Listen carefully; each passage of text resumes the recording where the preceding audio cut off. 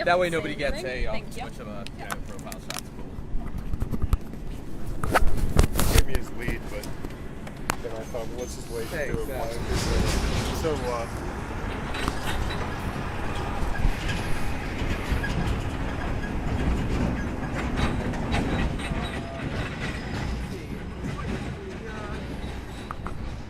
do we need to do a test or anything like that? Nah, I see it's working. No one's live, right? Nope. No, we're Good. sending back a shot. I just always got to ask because I don't think they're taking. We are sending it back so that they can roll on it. Do what perfect. they want with it, but That makes me feel a lot better. But I don't want to like correct myself halfway through. If yeah, absolutely. am I in a good spot? Yeah. Okay. Yeah, Where do I want to look? You guys? just look at us. Okay. And, I mean, whoever serves, just a conversation. That's all. Yep, I know. You're good. Okay. So first of all, we always start with the toughest question of all. Even though we know this, we just let you say your name, spell it, and tell us what you do for a living. Yeah, my name is Joshua Thompson. Let me start over. I go by Josh. My name is Josh Thompson, JOSHTHOMPSON. I'm a public information officer with the Pennsylvania Bureau of Forestry. Okay. So I guess this will be a little bit of a rerun for you, but yeah, I just got the very top. Just kind of. Yes. What's going on? So we're working two fires. The first fire is the bigger of the two that we talked more about yesterday, and that's the Thompson Hollow fire. And the second fire is a little bit smaller. It's the Hammond's Rocks fire. So the Thompson Hollow fire is currently at 1,150 acres, and we're showing 0% containment on that. The Hammond's Rocks fire is a little bit more uncertain, but we're at about 200 acres approximately. That number's a little bit less accurate, but we're working to get that mapped. So, but the Thompson Hollow fire has a little bit more accurate. It did grow overnight. Part of that is from it actually growing, but also from getting more accurate data to be able to nail down a number and a size on that. So we're showing 0% containment with both those fires at this point. And in terms of just kind of the epicenter of the fires, if you're just in simple terms just looking at the names of those roads, is that where? That's a general reference of where they're at. I mean, not being from around this area, I don't know how far the Thompson Hollow Road goes. I don't think it's a terribly long road. But yeah, in the Hammond's Rocks fire, I don't know if Hammond's Rocks, to be honest with you, is a road or just a landmark. But I wish I could give you better insight into that. That's a landmark as far as I know. Okay, that was my assumption, but yeah. Okay. Evacuations. We saw what you put out last night. Folks are supposed to evacuate to actually, I guess where we are here, if anything. So who's impacted? Right so what I've been told about evacuations is the local officials have recommended that a few of the residents close to the fire area, out of an abundance of caution, have been told or have been recommended that they evacuate. Nobody's being mandated to evacuate or forced out of their homes. And there are also some other homes that are close to the fire that are just being told to be ready. It's a very small scale evacuation, and I even hesitate using the term evacuation because people's minds go to the worst case scenario and people think that they're being forced out because the fire is imminent.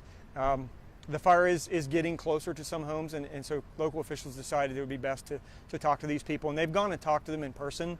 It's not just something that's been put out through the media hoping that they hear it. People have gone door to door to communicate this with the people so they all know, and so that's where we're at right now. So whoever needs to know knows. They've been notified, correct. As far as crews go, I mean, what does personnel look like today? I have not been given a number on that. I'm going to say it's been very similar to yesterday, if not more. And so I wish I had a better number. Hopefully later on today I can nail that down. We have a lot of people coming in. We've called a lot of resources through the day yesterday, all hands on deck. So our numbers are going to get higher and change through the day even. So yesterday we had 60 people that we were recording from the Pennsylvania Bureau of Forestry, including employees and support crews. And that doesn't even count the local volunteers, which there were more of those than there were from the Bureau of Forestry. So north of 100 people is definitely a fair estimate, and I'm not sure how far north of that we are today. It seems like the area is spreading. We saw trucks, we made a wrong turn up there. We saw Maryland and so forth, people coming from all over. So I'm not aware of people coming from out of state, but that's possible. I just know we have people coming from all corners of Pennsylvania to help us with this fire. So there's people from far and wide coming here to help the local fire effort. Josh, would you say manpower is a problem at all? I mean, over 100 sounds good, but is that actually, like, in terms of what you need, is it actually still small, or is it a good turnout? What I mean, is manpower? I mean, we hear about fire company volunteer, numbers dipping, and manpower always seems to be an area of concern in firefighting. But how about in the context of this particular wildfire? I can't speak to the volunteers and what their volunteer numbers are, but I can say for this particular wildfire, we have lots of help. We have all the resources that we need to work on this fire. So you don't believe that any growth in acreage is due because we don't have enough people to battle it? I'm comfortable saying that, yeah. Okay. Yeah, we have lots of help. I don't know what's been ordered versus what's shown up, but overall I think we have plenty of resources to work on this fire at this point. And that's personnel. Getting people here has not been an issue. So what's it going to take to contain the fire? So it all depends. There's so many variables at play here. The weather, it plays a crucial role in the fire behavior. Obviously there's lots of heavy fuels out there on the ground, and so that increases the intensity of the fire. So it's just a matter of having the right opportunities, and like I said, we do have enough resources, and they're working on putting containment lines around this thing to get a good handle on it, and it's just a matter of time. There's 1,150 acres is a large area.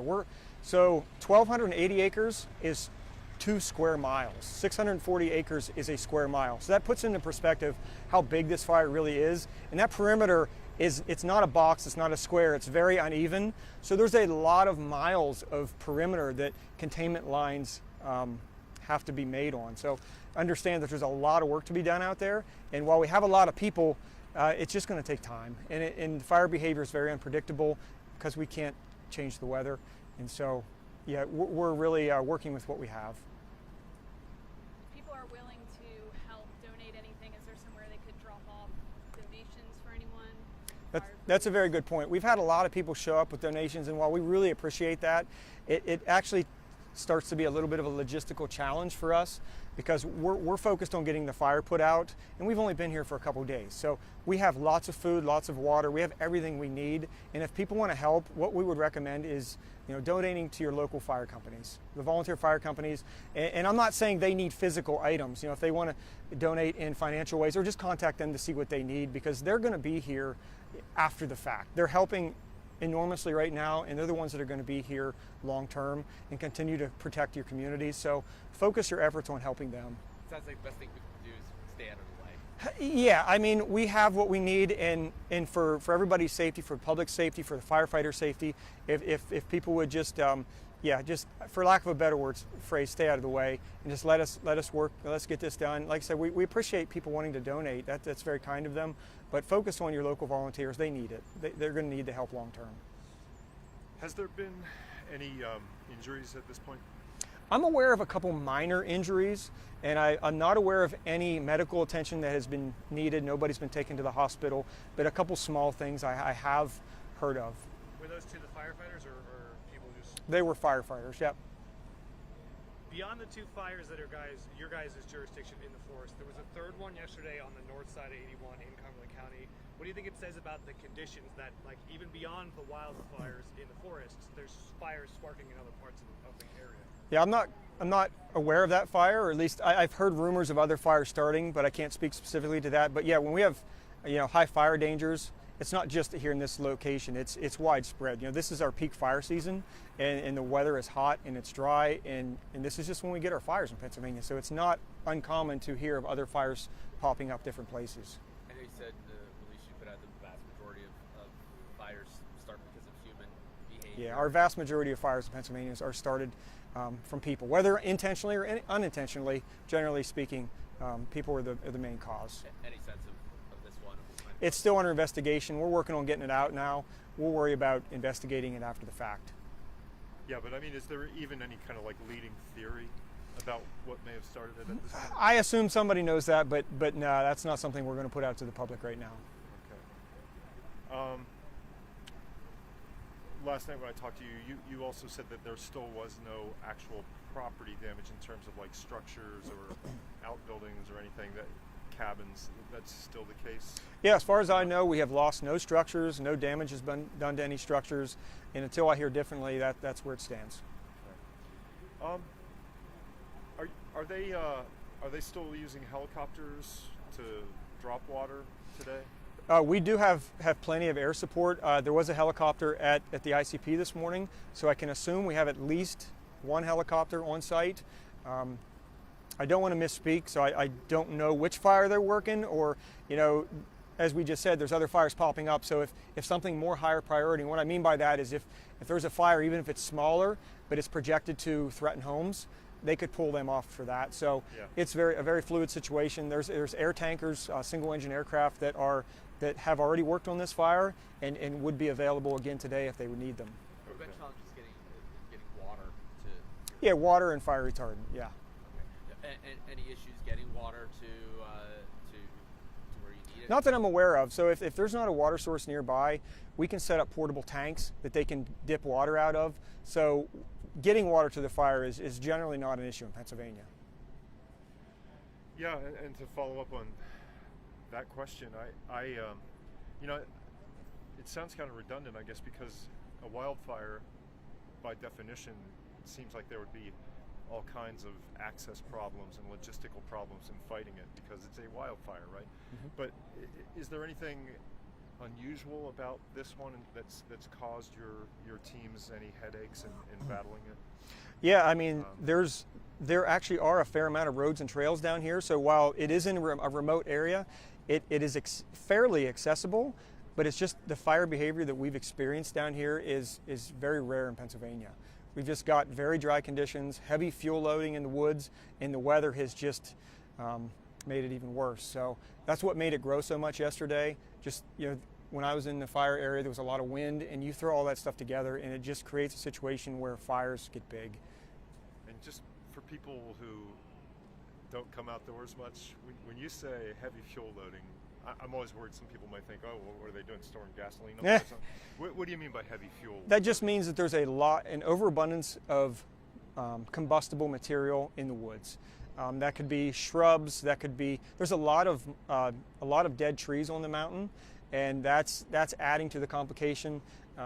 So yeah, you're talking anything from leaf litter to shrubs to trees, anything that is combustible in the woods. There is just a lot of it up there, and it's very tall. You know, the Mount Laurel in some places is 5-6 feet tall, and Mount Laurel burns very readily. So once you get a fire going in there, the intensity is ramped up. Our state flower, huh? Yeah. Okay. Well, okay.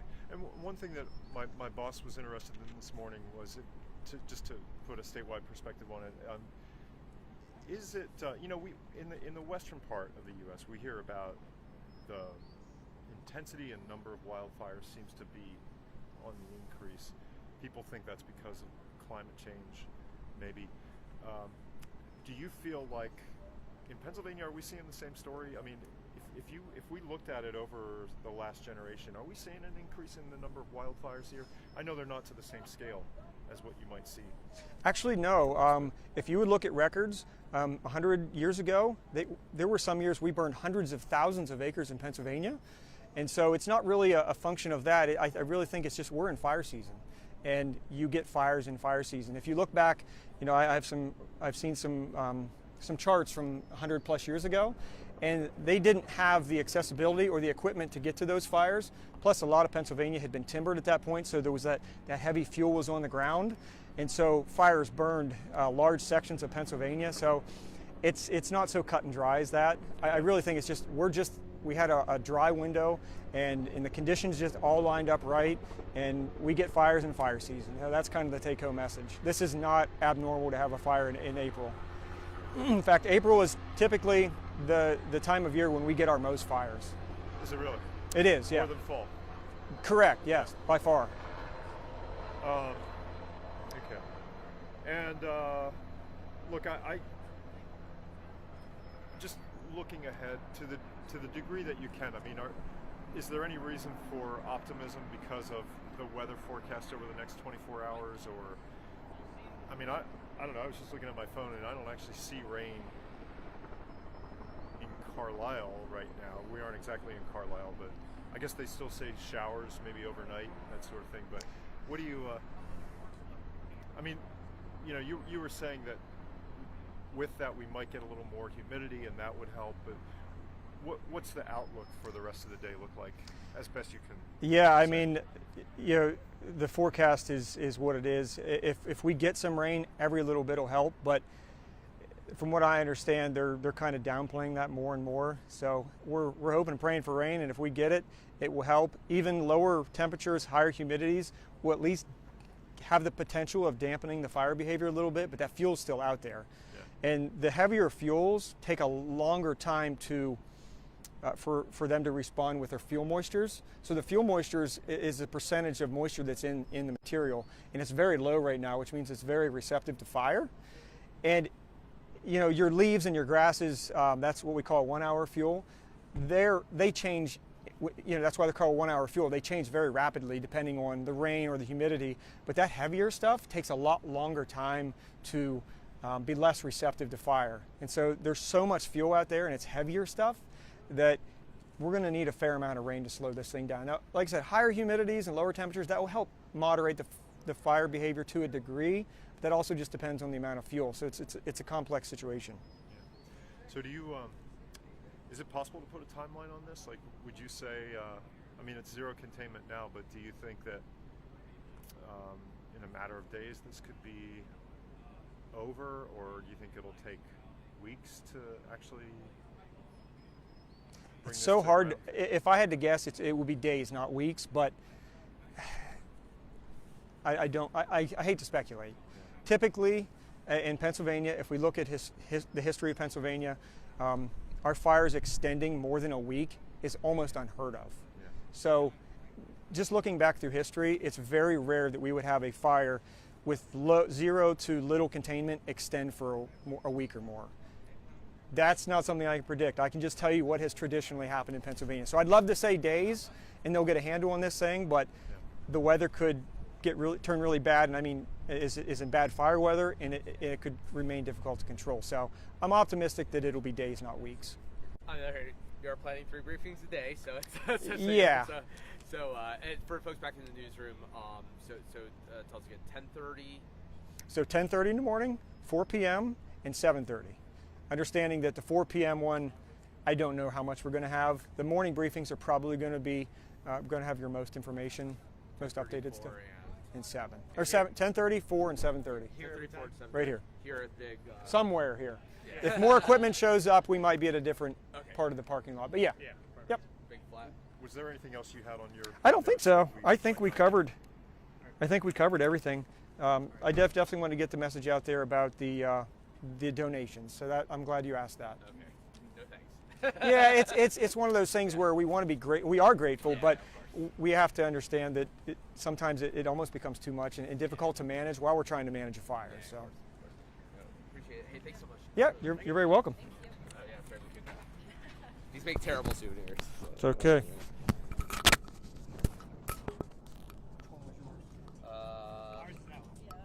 There you